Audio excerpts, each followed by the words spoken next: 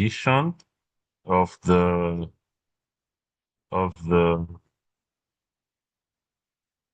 Friday research training organized by the Central Office of Research, the Postgraduate College, and the Postgraduate Student Association of Obafemi University, Ile-Ife. We've been having these sessions for a while, and it is exciting to know that this session has come to stay. I want to use this medium to also thank everyone for taking time out to be here today. Being a public holiday, that's the Good Friday, and then and also to appreciate our leaders that we have here, the Deputy Vice Chancellor, Research, Innovation and Development. We also have here the representatives from the PG College and then for the PG Student Association. So we want to say thank you to everyone for being here. And we know that we also have people who attend from different institutions. So say thank you for being here. But then as we continue today to with another edition, another topic related to what we have been learning, which is writing the introduction and constructing a conceptual framework. Please let's listen and then let's tell anyone that we think will need this lecture to be here. We also have the link, there's a YouTube link on the flyer.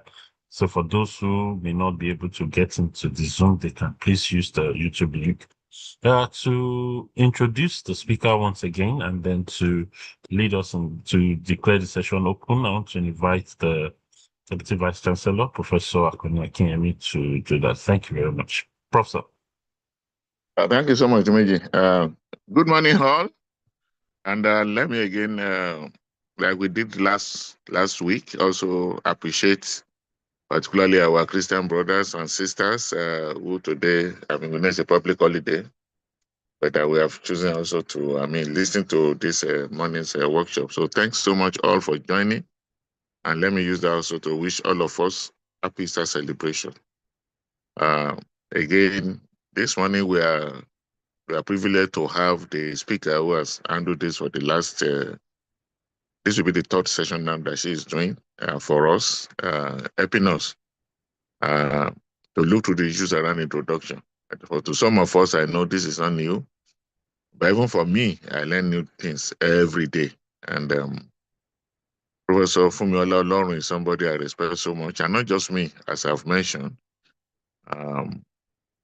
In her field across Africa, she's a well-respected person.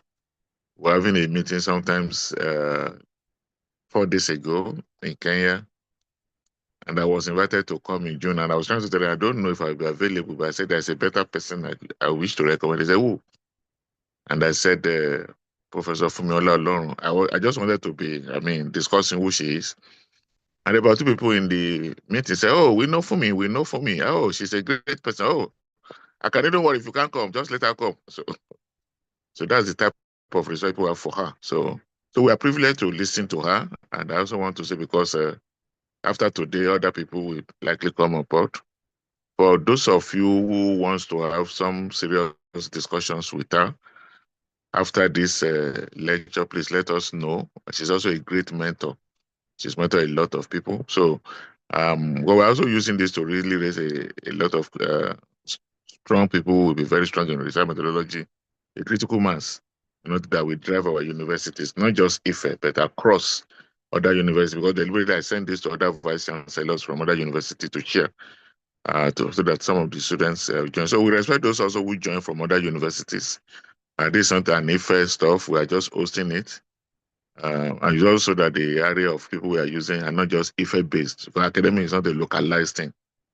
So on that note again, Professor Fumiola Olorun, I call Auntie Fumi.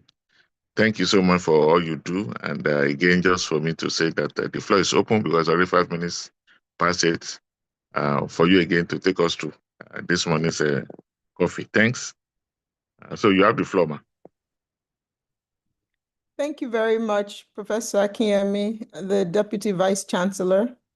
Any other principal officers that are present, good morning. Good morning, professors, postgraduate students, ladies and gentlemen. It's a pleasure to be here again today, and I look forward to our conversation this morning. Today, we'll be talking about writing the introduction and constructing a conceptual framework, following up on the last two sessions. I'll keep my video on only briefly to optimize my audio, but thank you very much for making it here this Good Friday morning. By the end of this session, I expect that you should be able to draft the introduction to a manuscript or a dissertation or a thesis. I also expect that you should be able to describe the value of a conceptual framework to research. And I hope that you will be able to construct a conceptual framework if you haven't done so before. I realize this is very basic for some senior people, but I hope that there are some junior researchers here who this will be very useful for. And so just a quick recap.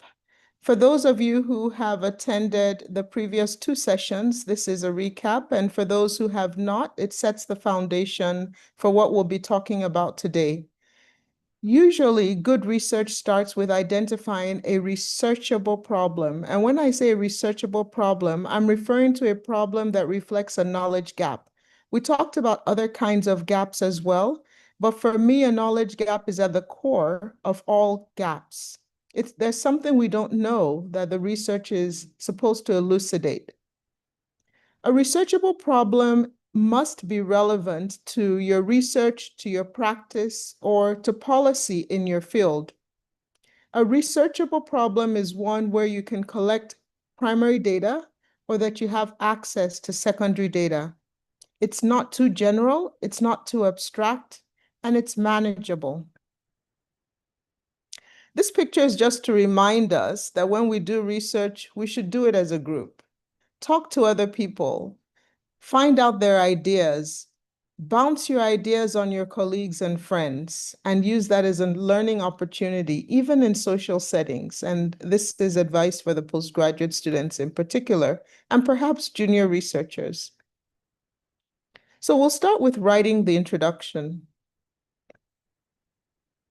The introduction has a variety of subsections, including the background, the problem statement, the justification, research questions or study objectives, and hypotheses. And all of these are very important parts of the introduction. Now, whether you're writing a journal article or you're writing an abstract or a dissertation or thesis or project or capstone or white paper, each and every one of these different formats requires an introduction. What differs is the precision and the length of the introduction. So for an abstract, your introduction may be 3 lines or 4 lines at most.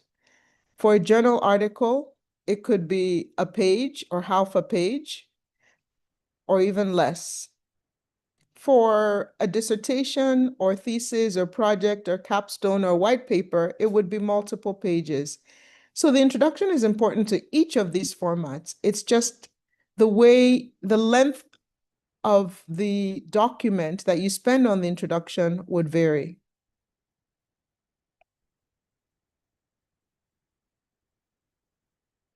All right, so we'll start with the background. You have to introduce your topic and the general research area. This topic is important to you, hopefully, but is it important to other people? You have to get other people on board. Introduce your topic with a hook, something that's going to draw them in. Are you going to relate your topic to some global commitments like the SDGs? Or are you going to relate it to something that's happening globally and affecting everyone, like climate change?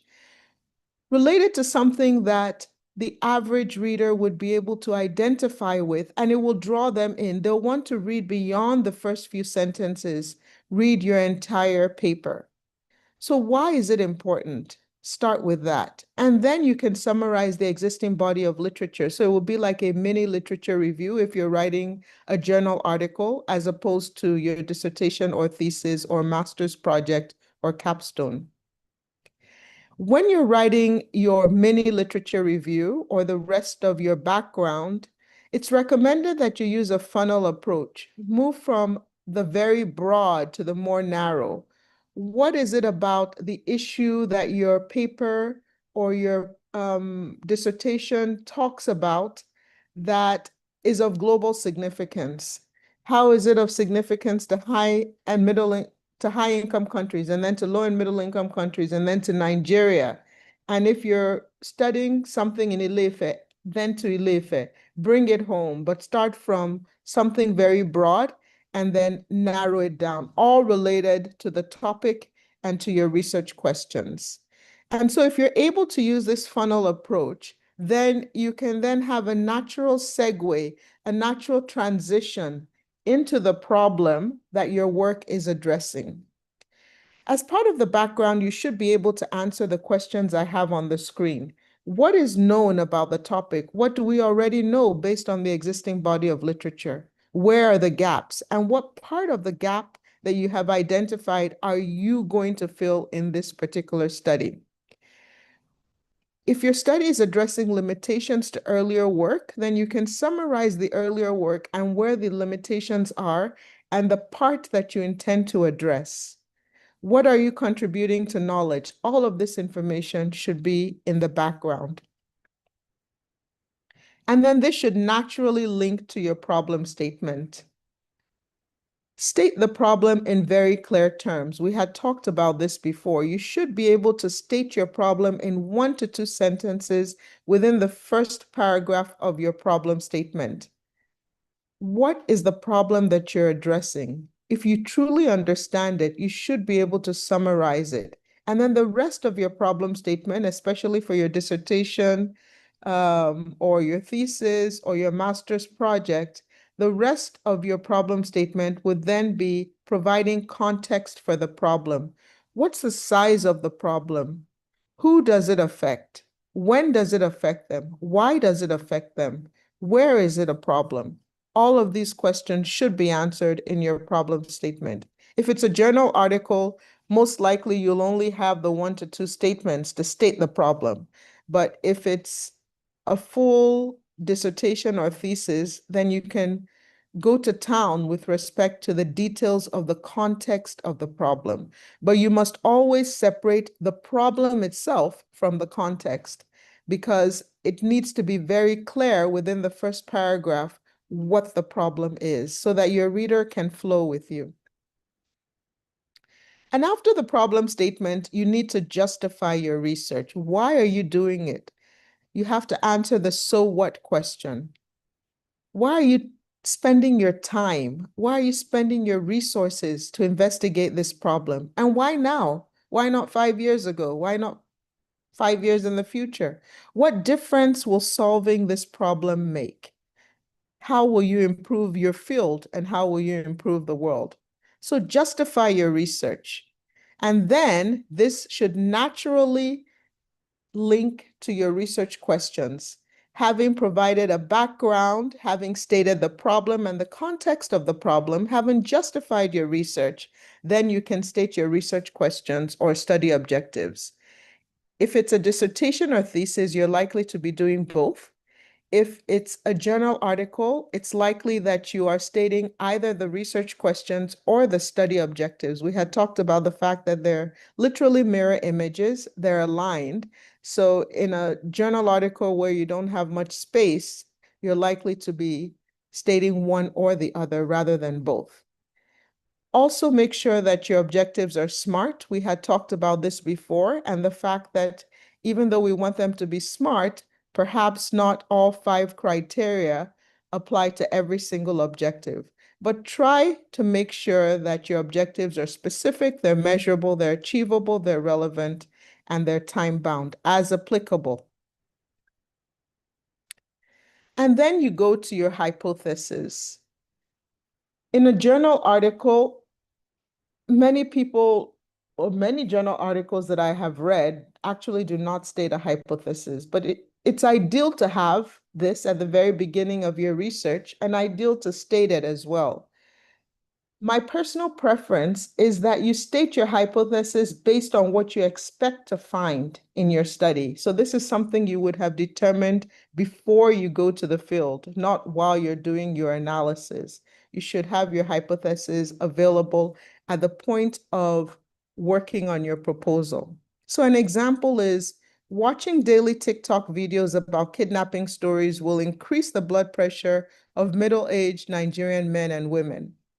That's an example of how I would write a hypothesis. But in the university I work in, and probably in other Nigerian universities as well, the preference is to state it as the null or the alternate. So if you're stating it in the form of a null hypothesis, you would be saying there's no association between watching TikTok videos daily and the blood pressure of middle-aged Nigerian men and women.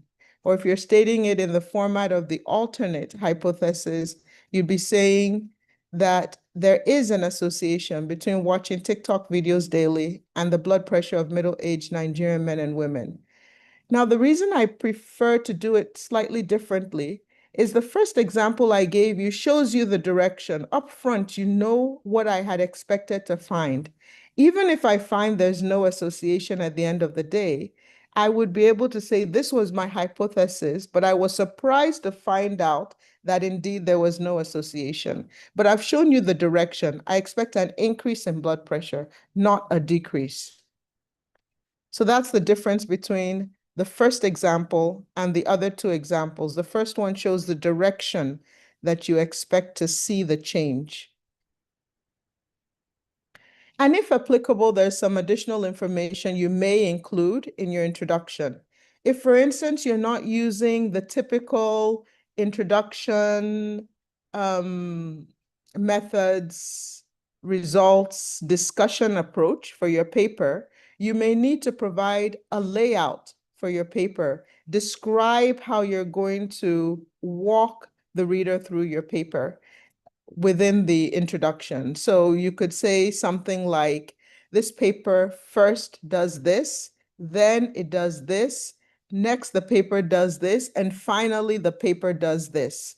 And like I said, only if applicable. If you're using the normal, regular format that everybody is familiar with in your journal article, the introduction, the methods, the results, and the discussion, then there's no need to provide a layout at the end of your introduction. But if you're using something unique, for instance, if you intend to present an argument for or against something related to your research question, or you intend to bring in a strong policy argument in your paper, you may want to mention that upfront at the end of your introduction.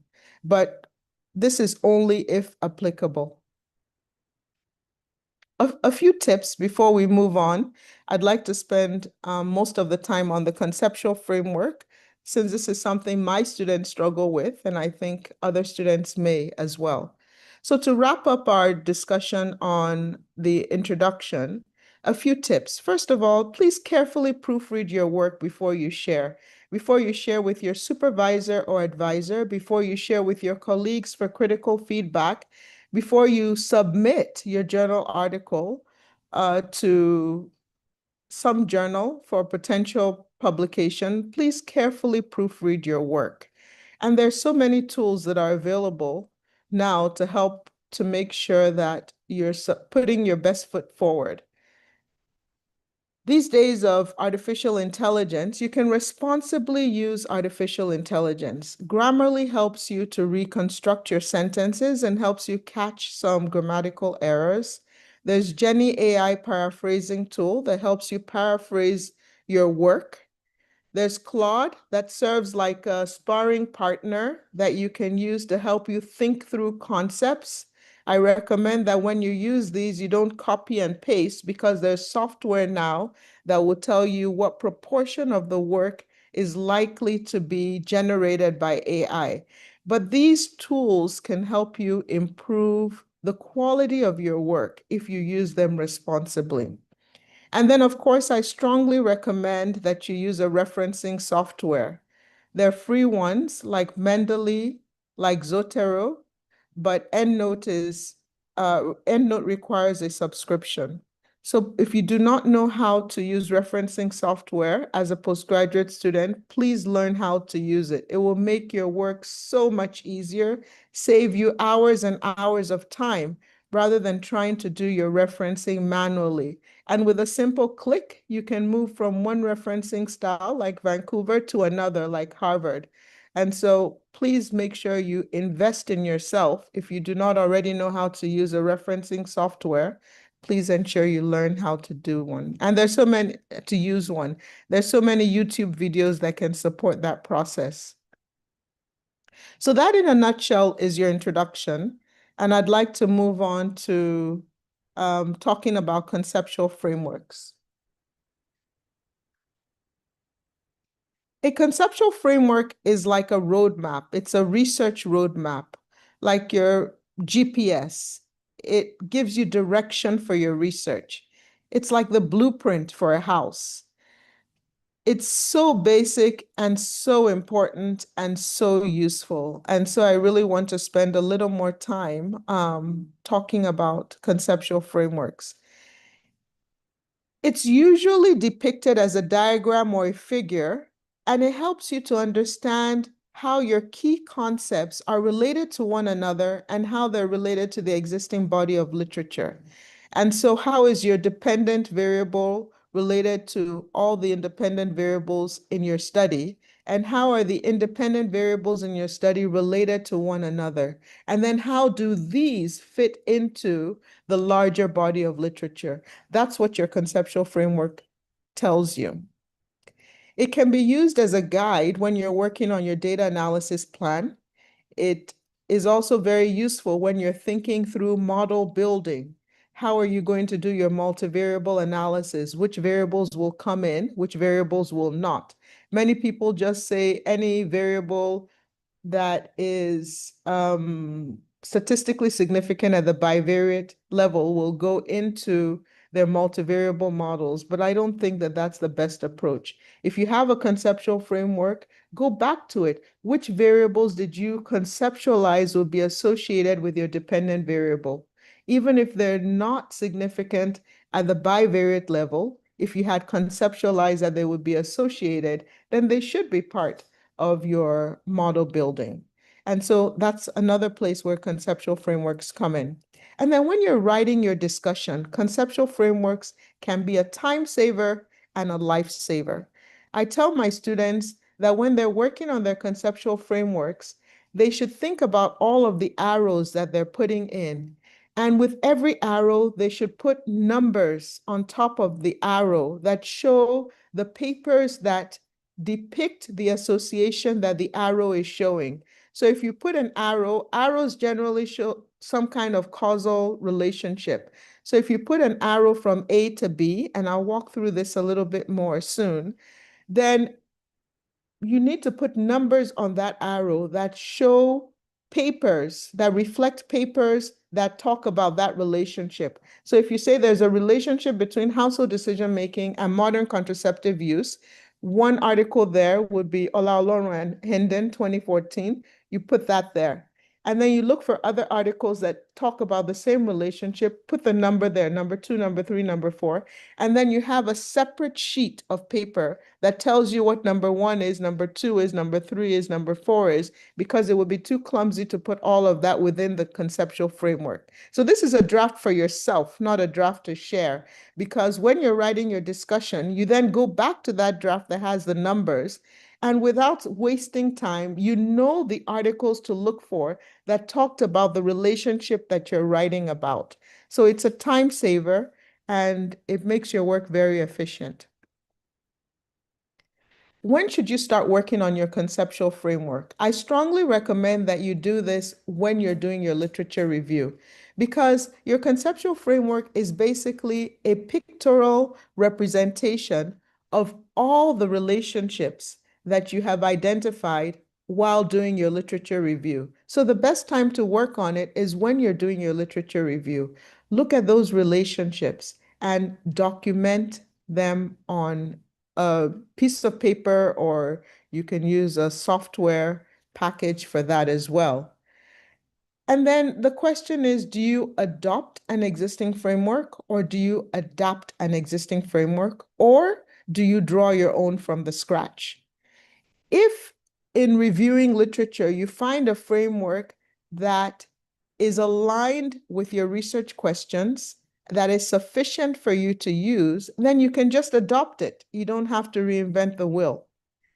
But if you can't find anything that really speaks to what you're working on, or you find two or three that kind of touch on particular parts of what you're working on, you can bring them together and adapt them.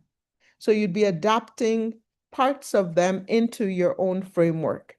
But if you don't find anything at all that is close enough that you can use, then you can draw your own conceptual framework from the start. And that's what we'll spend the rest of the time talking about. So you can adopt an existing framework, but please remember to reference appropriately. You can adapt an existing framework by tweaking it and changing things. Again, you must reference appropriately. And if you're going to publish a framework and you're adapting it, you need permission from the original owners. You can't tweak somebody's work and publish it without getting their permission. But now we'll focus on drawing your own conceptual framework from the scratch. Again, because my students struggle with this, I'm hoping it will be useful for the postgraduate students that are on the call. So a few tips. First, you have to start with your title and research questions or specific objectives. These have to be clear in your mind before you work on your conceptual framework. And then identify your key concepts and variables. What's your dependent variable? What's your independent variable? Your dependent variable or your outcome variable depends on the independent variables. What are the potential confounders that you have found in the literature? You need to document these or have them in your mind. Are there mediators that you have read about? A mediator is a variable that would be associated with the independent variable and associated with the dependent variable. But the only way the independent variable and the dependent variable are associated is through this mediator. You can also have moderators or effect modifiers, again, based on what you have read in the literature, whereby these are variables that are associated with the dependent and the independent variables, but their presence makes the relationship between the dependent and the independent variables vary. An example of an effect modifier or a moderator would be gender. So maybe A and B are associated, but when you introduce this moderator or effect modifier gender, it's at different levels. So the relationship between A and B differs for males and females. Males and females would be representing the gender, and that would be the moderator or the effect modifier. Again, this is something you would have seen when you're reviewing the literature, or something you have suspected from your observation based on the research question that you're asking. The next tip is that you should use rectangles for each variable. So each of these variables that you have identified, your dependent variable, your independent variable, potential confounders, mediators, moderators, all of them should be in individual rectangles or boxes. Typically, you use an oval shape for a construct or a latent variable. That would be something that you need many other variables to define. For instance, if you're measuring hate, or you're measuring love, or you're measuring some kind of complex emotion, you would require an oval shape because that is a latent variable or a construct. So what do you need to draw a conceptual framework on your own? I recommend starting off with paper and pencil, or you can use sticky notes on a whiteboard so that you can keep moving things around. Eventually, you would need to transfer this to Microsoft Word or Microsoft PowerPoint or some other software. But I don't recommend starting with an electronic conceptual framework. And the reason is simple. You will most likely go through multiple iterations, and it can waste a lot of time if you're struggling with getting your boxes the right size and the right position, getting the arrows in the right position from the beginning. But with a paper and pencil, you can erase or pick up another piece of paper to start all over again. With sticky notes, you can move them around on your whiteboard to look at the potential relationships. And then you can use a marker to draw your arrows. So the arrows typically show some kind of causal relationship or an association. And remember that these arrows don't always point in one direction. They could point in two directions and be bidirectional. And always make sure they're pointing in the right direction. What comes first? Remember, even if it's just an association, because you're doing a cross-sectional study and you may not be able to show causality, if it was a causal relationship, if it was cause and effect, which one would come first? That will help you in knowing the direction of your arrow. In your final conceptual framework, avoid crossing lines or crossing arrows. At the initial stages, it's fine because you're still trying to understand all of the relationships. But when you're finalizing your conceptual framework, please make sure that your lines or your arrows do not cross. And one of the ways to do this is to consider grouping variables together for clarity. Sometimes some variables are so related that the lines will cross if you put them separately. And so you can put them together in a box, and I'll show you a few examples in a moment. For instance, socio-demographic variables and economic variables as well are often related to one another. Age, education, marital status, or household variables, income or wealth, rural or urban domicile. And so these can be in small boxes together, small rectangles together. And sometimes you can have multiple small rectangles within a bigger rectangle, just to show that these particular variables are so closely related that it's better to keep them together as a set. You could look at community level variables that are related to one another as well.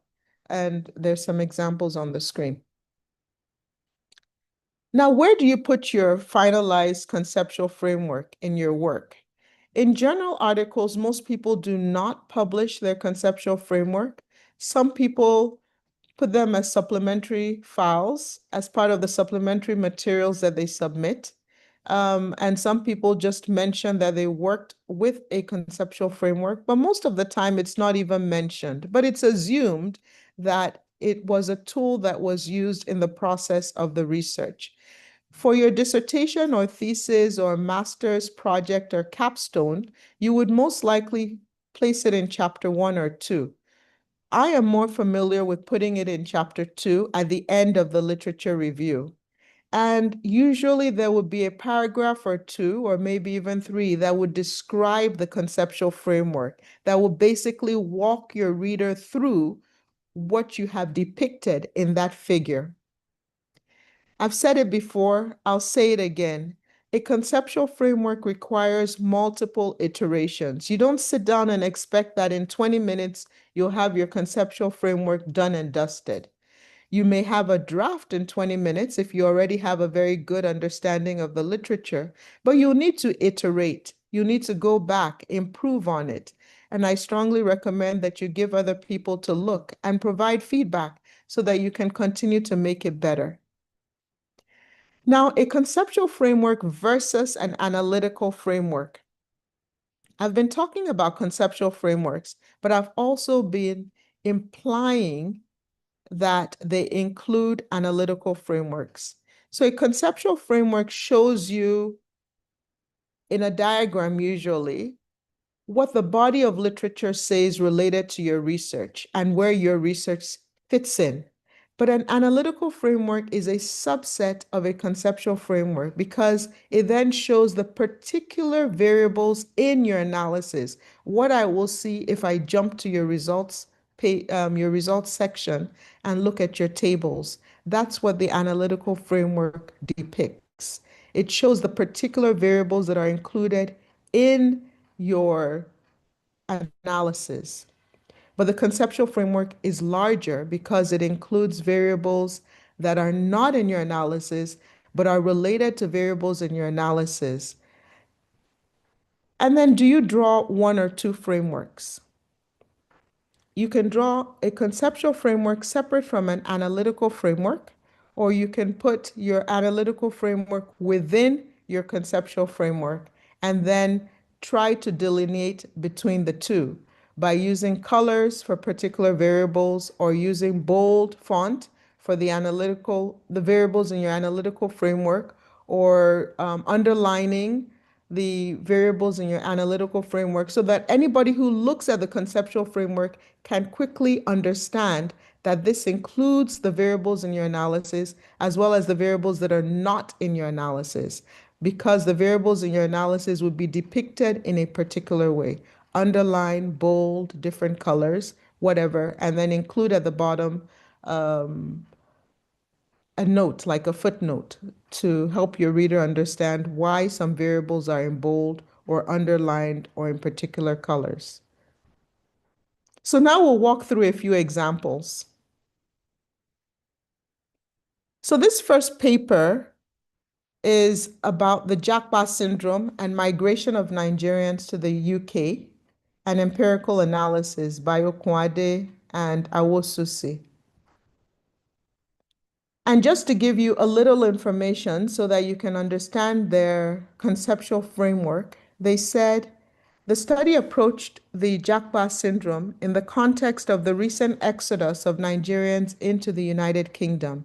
It investigated the core factors, push and pull, responsible for this recent Japa syndrome in Nigeria. As the available statistics reveal that most Nigerians enter the UK through study channels, study permits, the study sought to determine if this migration is aimed at acquiring knowledge or it is a mere survival strategy. Lastly, the authors projected the implications of this phenomenon for the national lives and economies of Nigeria and the UK. And the text that I put in bold just shows some of the key points that you should pay attention to when you're looking at their conceptual framework. And this is their conceptual framework. For them, it did not include arrows. They just had the Japa syndrome, which is their dependent variable at the center. And please note that this was for qualitative research rather than quantitative research. So conceptual frameworks can be used for both qualitative and quantitative research. So they have their dependent variable there in the center, Japa syndrome. And around it, they have a variety of variables that are associated with the Japa syndrome. All right, so we move on now to another example. Drivers of return migration intentions, evidence from ECOWAS migrants living in Nigerian border communities by Oladende. And the objective of this study is as follows, using their own text. The focus of this study is to examine return migration intentions and not actual return migration behavior. And this is the conceptual framework that they worked with. I just picked it because it's simple and straightforward. Unfortunately, in the final paper, some of their text is cut off. The final, if you look at the very bottom, you have the dependent variable, migrants' decision of return migration is what should be there, but unfortunately it was cut off. And some of the other boxes have text cut off, but I still thought it was a good example because it's fairly simple. You can see the different variables and how they're related to one another and the different directions in which the arrows point. One thing I'd like to draw your attention to here is what I have at the bottom with the red arrow. They stated that it's the author's compilation. So when you do your own conceptual framework from the start, please remember to include information like this, because if it's adopted, you should be able to say adopted from and put the reference. If it's adapted, you should be able to say adapted from and put the references. And if you did it yourself, you can say author's compilation or use some other terminology to refer to that and put the year. So we move on now to a third example. Internal youth migration in Uganda, analyzing associates and employment outcomes by Mirembe, Nzabona, and Mushomi. And for them, the main purpose of their study was to examine the associates of youth internal migration and how migration affected youth employment status in Uganda. This is their conceptual framework. Remember that your conceptual framework should always have a title, and typically for figures, the title is at the bottom, while for tables, the title is at the top. So they have their outcome variables, two of them, migration status and employment status, and they show the relationship between the two outcome variables. I included this example specifically because they chose to show the categories of each of their outcome variables as well in their conceptual framework. And on the left, they have the explanatory variables, demographic associates and socioeconomic associates. Some people would put demographic associates in a box and socioeconomic associates in another box and have both of those within the larger box because of the close relationship of those particular variables. So the demographic associates are related to one another, but they're also related to socioeconomic associates. The socioeconomic associates are related to one another, but they're also related to the demographic associates. And so the what this conceptual framework is telling us is that all of these explanatory variables in some way are related to migration status, in some way they're related to employment status. And migration status determines employment status. So that's what this conceptual framework is telling us. And I just want you to note that they adapted it from another study with permission. So if you're publishing your conceptual framework and you're adapting from other existing frameworks or from other studies, please ensure you write the authors and obtain permission. In fact, most journals will ask you to submit evidence of permission for using work that has been previously published. All right. So in about 5 minutes, 5 to 7 minutes, I'd like you to grab a piece of paper and a pencil or a pen, if that's what you have, and try to draw your own framework. And I have some guidance for you. First of all, think of a set of research questions in an area that you're interested in or that you're already working in. What literature are you aware of that already exists in that area? And this can be hypothetical for this activity, especially if you've never drawn a conceptual framework before. I'd like you to utilize the concepts that you've just heard and try to draw one right now. So please grab a piece of paper and a pencil or a pen, whatever you have at your disposal. What are the key concepts in the research questions that you have in your mind? And how do these concepts relate to one another based on the literature that you're already aware of? Remember, this could be hypothetical. So, like I've shown you in the examples, situate your dependent variable either to the extreme right or the bottom of your paper, and then place your independent variables on the sheet. Indicate the arrows, which will show the relationship between your independent and dependent variables, and then put other variables where you think they fit best. Then bring in your arrows to indicate the directionality of the relationship. If necessary, you group similar variables, refine, update, repeat. I know you don't have enough time to do all of this in 7 minutes, but I would like you to try, especially if you've never drawn a conceptual framework before. And just another quick example, and then I'll come back to this activity. So we would like to quickly look at a conceptual framework showing the association between a key independent and a dependent variable. So first, on your piece of paper, put your dependent variable at the extreme right or at the bottom of your sheet. And then place your key independent variable in a position that you can easily show the relationship. So you believe your key independent variable is associated with your dependent variable. And then what are the other variables? Are there potential confounders, mediators, moderators that you have read about in the literature? Place them where you feel they belong. And then introduce arrows to show the relationship. Most likely you'll have a web. Most likely you'll have some arrows crossing other arrows. But then later on, you can always go back and refine these. All right. So I'll give you 5 minutes, so we'll have enough time for questions to quickly try to draft your own version of a conceptual framework. Remember, it doesn't have to be based on real data or real literature for the purpose of this activity. It's just for you to think through the different things we've talked about and put them in practice right here, right now.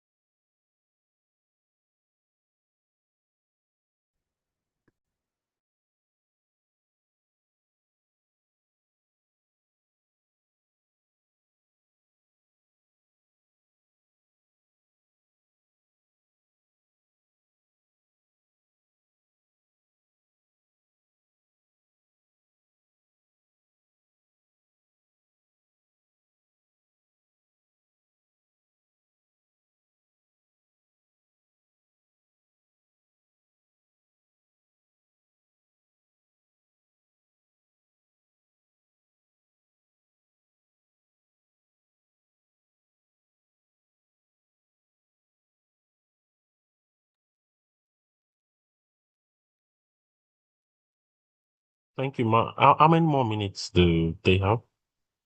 We're wrapping up right now.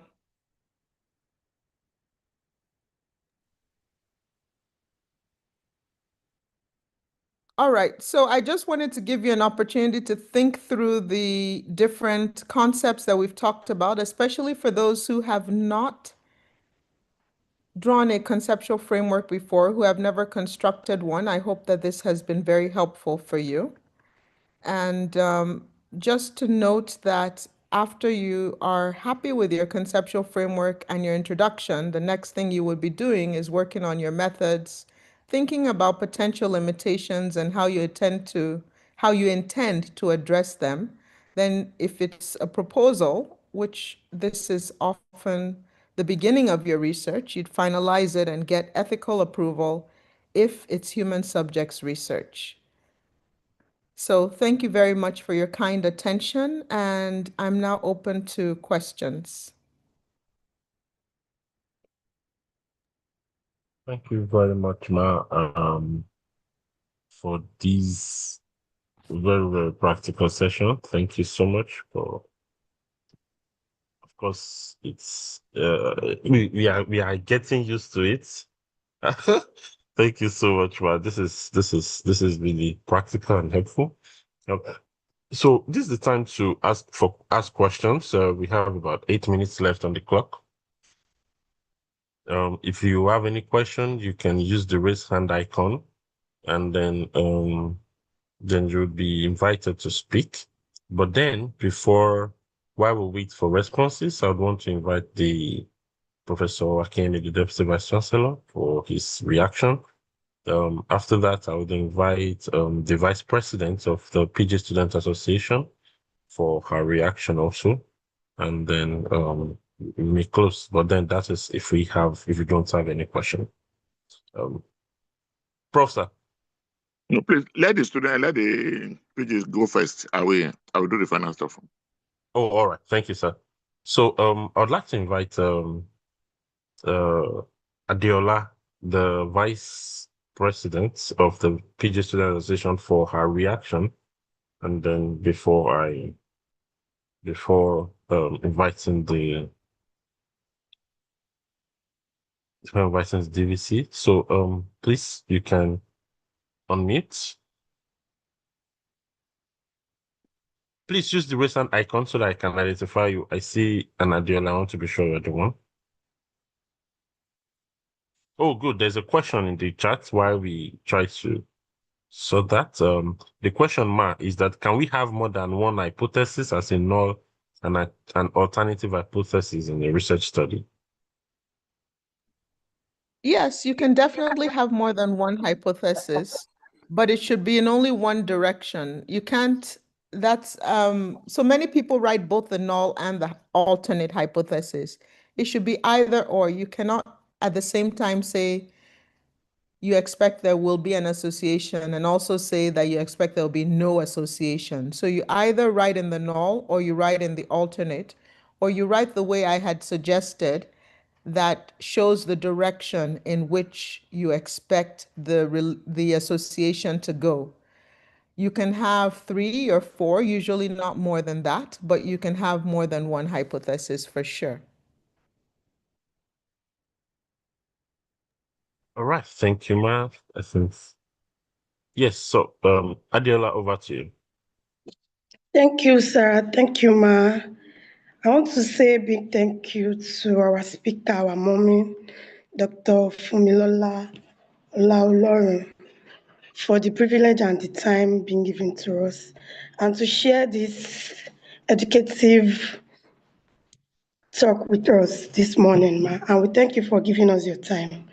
So on behalf of every student and the ECE, the Executive Council of Students in OAU, I would like to sincerely say thank you, Ma, for the inspiring and enlightening presentation, your word, and every other thing. In fact, for sparing your time to talk to us, really appreciate. And we hope to see you often and often, Ma, to enlighten us. In fact, this morning, actually, I joined late, but I've gained more on how to go about my thesis because presently I'm also working on my thesis. And just recently, I completed my Form A.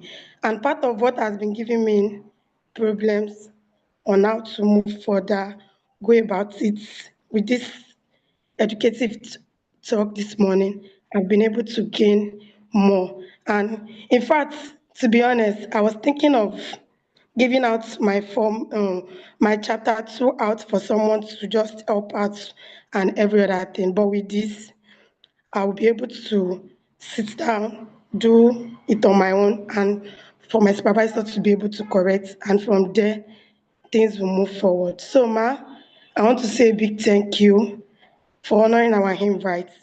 And we appreciate you, Ma. God bless you, Ma. And for the host, we say a big thank you too. Thank you very much, Ma. And thanks to everyone here present. That's what I would say, Ma. Thank you very much. You're most welcome. Thank you for the invitation. Um, thank you very much, the Vice President of the PG Student Association.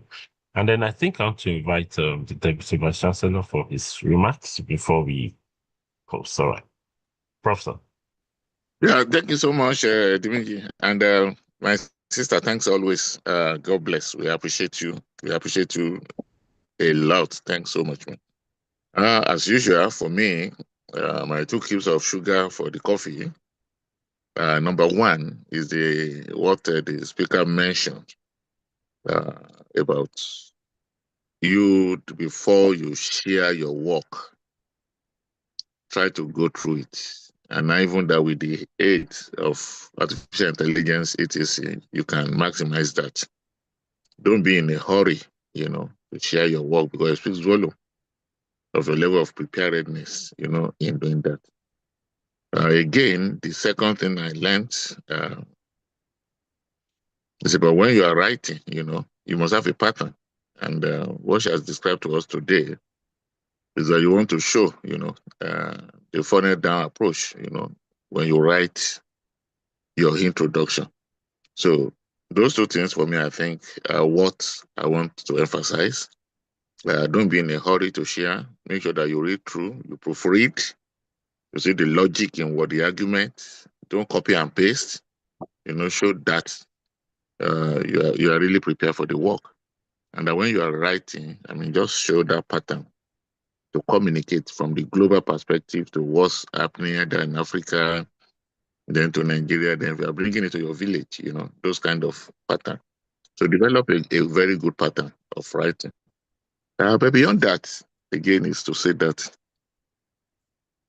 this platform is to help you with whatever skills that you need for research. But I'm also one of those people that says that, particularly for those of you who are postgraduate students, it's a good opportunity for you if you have these skills. Because I can tell you, if you are running a postgraduate program, particularly in Nigeria, and you still have to depend on your parents to support you, for me, it's a pointer to the fact that you are just driving to get a certificate, but without the skill. Because these are the skills that if you have it, people will subscribe to it. Even your professors will engage you to join them in projects, and they pay you good money. Since I started my postgraduate student studies, I've never asked for one dime from home because these skills are what, your professors will see in you, your other colleagues, professional people will see in you, and they invite you. And the little they give you will be enough for you to live and pay your fees, particularly if you are schooling in a place like Nigeria. So this is not just for you about having a thesis, it's also about enhancing your skills, your marketability, in this field. If you have these research skills, you will never be broke. I don't want to say that I know Dr. Fumiola that she's very rich, but I can tell you she's very, very comfortable. Very, very, very, very, very comfortable. Because she's one of those that people always ask for. So on that note, again, I want to sincerely ask us, particularly those of us who are still in the postgraduate studies, don't just drive for the certificate. use this opportunity to acquire all the type of skills that you can get. These are the kind of things that will help you, in your future. I've seen some comment about mentorship. I'm just thinking now, we have not really planned that. But I think the maybe we do some form that you can fill. We also send some form to some potential mentors, particularly people like Professor Funiola Olorun, and we see how we match for those who need some mentorship. But again, we don't want to overburden any of this because they already have hundreds of people they are mentoring. But we just find a way to just see how we make this happen without overburdening them. So again, Dr. Funiola, I'm sorry it's over 9 now. But we still just want to hear your concluding remark, and again to sincerely thank you for all that you do at different platforms, just to make sure that you continue to keep the flag flying and you continue to promote academics and research skills. Thanks so much. God bless. Thank you very much, Professor Akinyemi. Thank you for the invitation. It's been a pleasure to spend 3 Friday mornings with the postgraduate students at OAU and other maybe faculty who have attended. Thank you for the opportunity and for the platform. And I'd like to speak especially to the postgraduate students. Please, please, please don't feel like you can do your postgraduate work solo. Reach out to other people. Even though many people are busy, if you reach out to them and ask for 30 minutes of their time, you'd be surprised at how many people would agree to see you and to discuss specific issues with you. The issue comes up when you ask people to read your entire work, which will take hours and hours, which they don't have. But go with specific questions and ask them to help to clarify certain things. Ask different people different things based on their expertise, and you'll be the better for it. Don't try to do it solo. Talk to other people. Thank you again and enjoy the holiday. Thank you, thank you, thank you so much, Ma. Yes, so there you have it. Don't do it solo. And of course, if you need help, remember there's the Central Office of Research. If you're at Obafemi Awolowo University, Ile-Ife, and recently we are currently moving to a very big and new beautiful building, so you can come around the DSA area. So you can come, and then if you have questions concerning your research, if you need advice, if you need support, let us know. Within the parameters that are available in the office and in the university, we'll be able to support. I want to say thank you very much, Mark. And well, for some of us, we have the opportunity to meet with you on other platforms, but then I want to say thank you so much. Thank you so much, Mark. This will be unforgettable for us, and this has been really, really helpful. We look forward to being able to call on you again another time. And I want to say thank you so much to our Deputy Vice Chancellor for this for the foresight, and then the reach, because it was through his influence that we're able to get Professor Olorun to come. I want to say thank you very much, sir, and also to the provost of the Postgraduate College for his support always. We say thank you very much, sir. And then PGSA, thank you for sharing this widely. And to everyone who has been here, thank you so much. Please visit our YouTube channel to rewatch this video, and then we will be able to you'll be able to go over and remind yourself of what you've learned. On this note, I want to say thank you. See you next week, Friday, and for another beautiful, beautiful edition on literature reviews. All right. Bye, everyone.